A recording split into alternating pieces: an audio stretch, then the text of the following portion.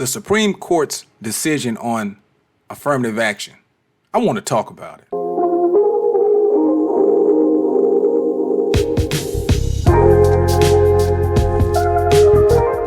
If you came here to Mon Talk, I want to encourage you to subscribe, like, and comment on the material that you hear here. Well,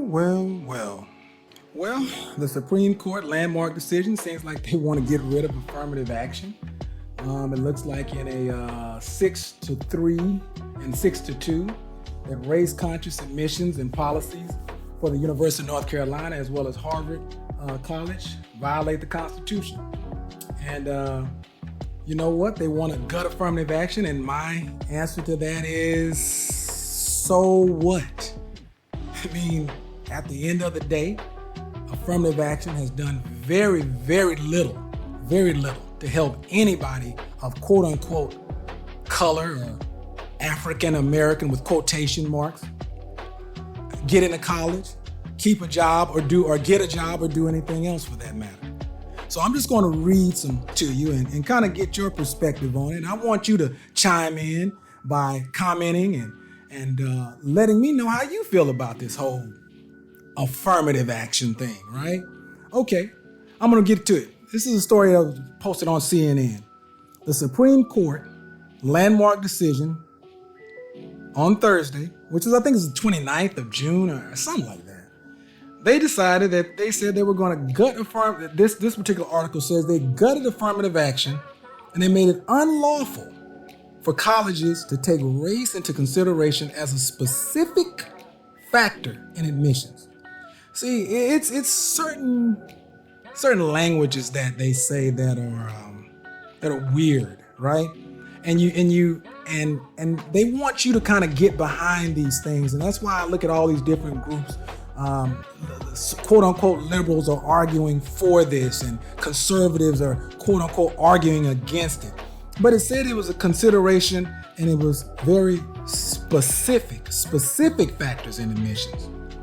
It says that, hey, this ruling means that admission programs like those at the two universities at the center of this case.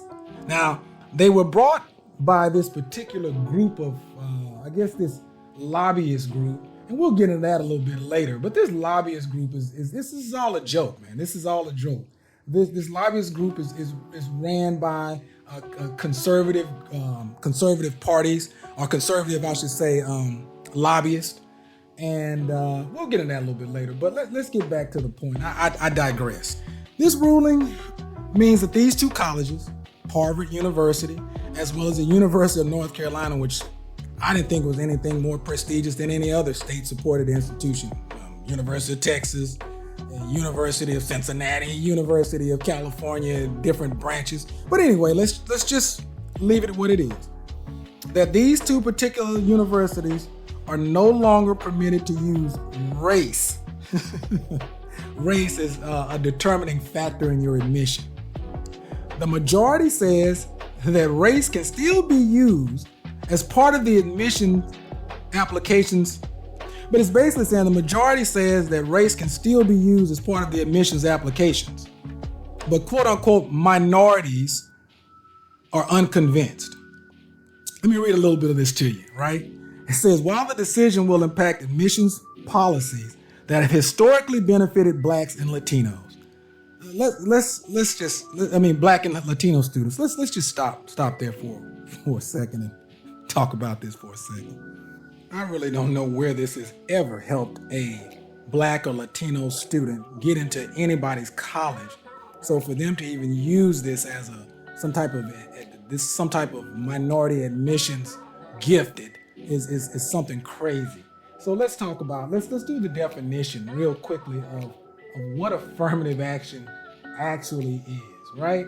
Affirmative action in the United States, an active effort to improve employment or educational opportunities for members of minority groups and for women. Women aren't part of anybody's minority group. Actually, women are the majority. But see, this whole affirmative action thing was never meant to really help anybody. This was never meant to help anybody of color or help anybody of different national origin. This was a divisive plan put up amongst different people that run this nation to say, hey, let's pit these two people against one another. But let's move on. Let's keep on saying what affirmative action is about. Okay, affirmative action began as a government remedy to the effects of long-standing discrimination against such groups and has consisted of policies, programs, procedures that give limited preferences to minorities and women in job hiring, admission to institutions of higher education, the awarding of government contracts, and other social benefits. The typical criteria for affirmative action are race, disability, gender, ethnic origin, or age. I mean, I don't even see what they're talking about with this whole thing. And I'm going to get back onto the colleges real quick, but I just wanted you to have an idea of what they're telling you affirmative action actually is. Affirmative action doesn't benefit anybody. It's never historically benefited anybody, and it's not benefiting anybody now. I mean, the only thing that I would say that affirmative action has done is been a very divisive tool, all right? A divisive tool to divide people and get people to talking and being on one side or the other. It's the same thing as the Bloods and the Crips. Let's just divide everything up, red and blue, and let's just get everybody to fighting, where they really don't see the real puppet or the real puppet master that's pulling these strings behind people. But let's move on, right? Okay, let's say the ruling still allows colleges and universities to consider an applicant's discussion of how race has affected their life, as long as it is concretely tied to a quality of character or unique ability. A quality of character? So basically, the Chief Justice Roberts says, if you can come here and give us an essay and you can tie your race into making it some type of unique quality about yourself, if you can tie to your race to a unique ability, how could you ever tie supposedly your race to a unique character? I think if we recall back, the whole point of the racial thing in the 1960s, the speeches that were given were saying, hey, you were supposed to be judged by the content of your character, not the color of your skin. Now, Chief Justice Roberts is basically saying, hey, let's throw all that supposed mumbo bumble, which is what it was, on its ear, and just let's look at it like this. Let's say, hey, you can use race, right? But you just got to concretely tie it to a quality of character or some type of unique ability. And if you can tie your quote unquote race to that, then it can be considered, right? Which makes absolutely no sense.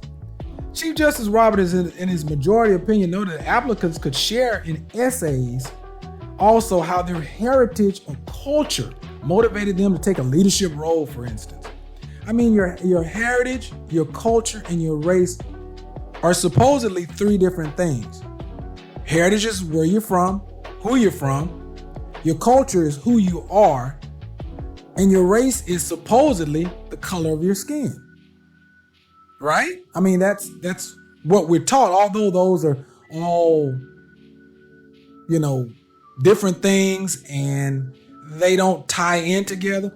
But that's what he's saying to that gives him his opinion to say that, hey, you know what, we're going to make this all colorblind. And I'm not making light of him. I'm going to talk about what Justice Sotomayor said as well. I mean, she makes as much sense as he does, to be honest with you, about this whole Supreme Court case. But let's just move on. In other words, that student must be treated based on his or her experiences as an individual, not on the basis of race. Well, I mean, that goes without saying. No one is wanting you or any admissions department to simply and solely let somebody in for race. I've never even heard of a college saying you don't have to have any qualifications, any credentials. You don't really have to have any good grades. You don't have to have any scores of any entrance exams, SAT, ACT. You don't have to have none of that stuff. By golly, we have 500 slots. 10% of them have to go to some undeserving, unqualified minority. So let's just pick 5 out of the 50. Let's just find 25 Hispanics, 25 blacks, and let's just give them a spot in our school. And that can meet this quota that we have, that the quote unquote government has been mandating that we do. I don't think that's quite how it happens, and I don't think anybody should even look at that as that's how it happens, because it doesn't happen that way. It just simply doesn't happen that way. When you talk about race and race relations, supposedly, and admissions to colleges and this kind of thing, they've had this red herring going for several years, and affirmative action was no more than just the red herring that they needed to completely divide what I consider to be white and black people, because it's nothing more divisive in this particular country than race. They've made that a very divisive issue, and if anytime they can pull something out of that hat to make it more divisive, they do. And trust me, they will, and they do. So let's talk about what the dissenting Democratic appointed justices objected. I mean, so you got one opposing, you got one view, and then you're going to have one opposing view, right? You're going to have the conservative, pull yourself up by your bootstraps. You don't need any handouts. You're just as good as we are. That kind of talk. And then you're also going to need hey, this is social injustice. This is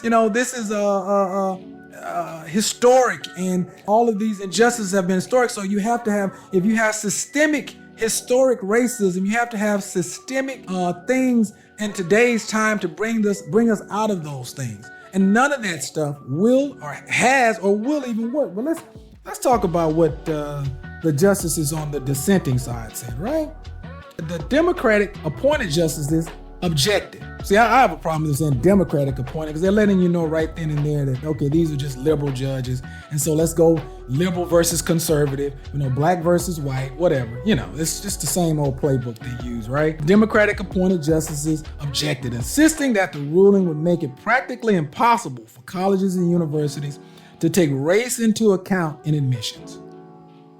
Justice Sonia Sotomayor wrote that the court was merely imposing its preferred college application format on the country by taking on the role of college administrators to decide what is better for society. I don't even understand what that is saying and what that even means. What do you mean that the court is taking up being college administrators and trying to determine what's better for society? This court case basically says you can't use race for admissions criteria. I don't think anybody in their right mind would think that you could use race as some type of criteria. So the reason that this dissenting opinion is just mumbo bumbo, right? I mean, whatever. Okay, because the court cannot escape the inevitable truth that race matters in students' lives, it announces a false promise to save face and appear attuned to reality, she wrote. No one is fooled.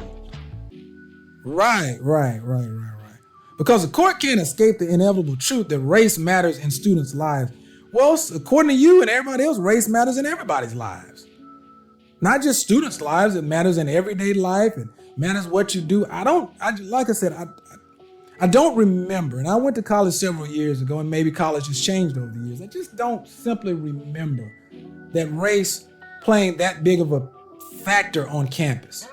Of course, everybody knows that race is there. You have quote unquote a white race, quote unquote a black race, quote unquote Asian, quote unquote Hispanics. But I don't remember that this was just this major event going on in our lives and where race permeated every aspect of our being on campus. No, we were actually on campus, going to school, having a social life, and enjoying our college years to the best of our ability. That's what we did. I mean, and it wasn't predicated on, well, I'm a black person, so therefore I feel a certain way about a white person, or vice versa, or any of that stuff. And when I went to college, did I feel some type of overt racism or invert racism? Not necessarily. And if I did, it permeated my everyday life, so I probably maybe didn't pay attention to it. I don't know. But the point of it is that That was not a permanent fixture, a permanent thought on my mind, and I don't think it was on any of my friends' minds at that particular time in our life. We were just carefree, living life, doing our thing, right? Okay, what the ruling has not changed. Okay, so she's basically said that, hey, you're not attuned. If you didn't feel this justice is winning. He's winning, scrapped all these years that we've worked so hard to bring the races and this diversity together, right? I mean, come on. Get on the diversity train, right? All aboard. Woo woo! The diversity train is here, right? So while colleges and universities will no longer be able to consider race as the sole factor, Sotomayor noted in her dissent that the ruling still allows colleges and universities to consider other factors to increase diversity on campus. Okay, cool. So diversity is still going to try to be reached on campuses. I guess that's a good thing. It's not a bad thing. So what's the problem? Okay, colleges can consider students who speak multiple languages or could be the first in their family to attend college, Sotomayor wrote. Those factors are not interchangeable with race, she wrote. Nobody is trying to interchange those things with race. I mean, at the end of the day, these particular damn justices are just plain goofy.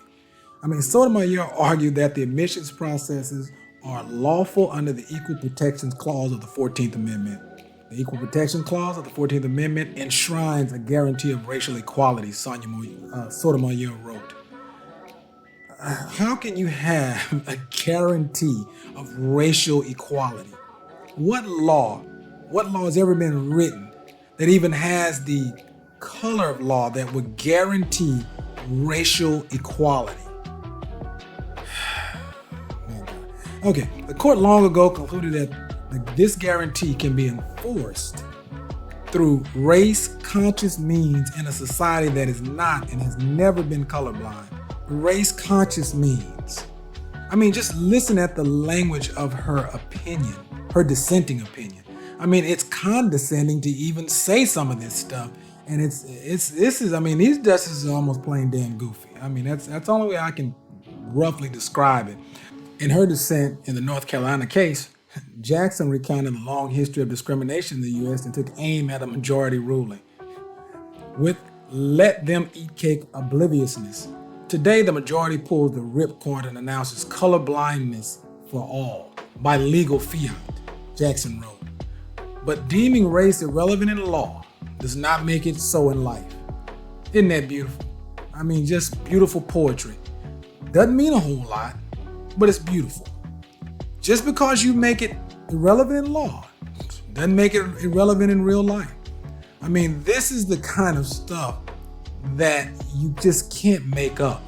I mean, these justices have basically put you against your fellow man for affirmative action that really has helped or does nothing, is no more than a red herring. Please subscribe, comment, like, share, and I want to say thank you guys again. Happy holidays. Merry New Year. So have a great day. It's a great feeling to be back.